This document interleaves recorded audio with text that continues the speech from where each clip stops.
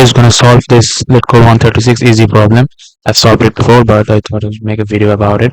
So, given a non-empty array of integers nums, every element appears twice except for one. Find the single one. So, upon reading this line, your mind's going to go to a hash set. But now comes the key part. You must implement a solution with a linear time complexity. Use only extra space. This one is the main concern. So, I will give this. I will go straight to the point, and I'll give you the trick. So, we have read it in high school like XOR operations. So in XOR, if you XOR two elements, it's gonna cancel out. It cancels out. So you three XOR three, any two element. So we're gonna create a variable.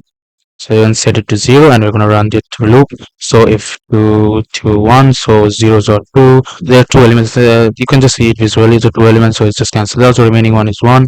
So and then 4 1 2 1 or 4 1 2 1 2. So you can see there's two elements, one is one element, and that is 4. So this is the remaining one. Let's go straight to the code. Let's just go res equals 0, and for n in nums, if nums res, you can just return. Yeah, that's it. Let's see, go. Yes, it's pretty grand.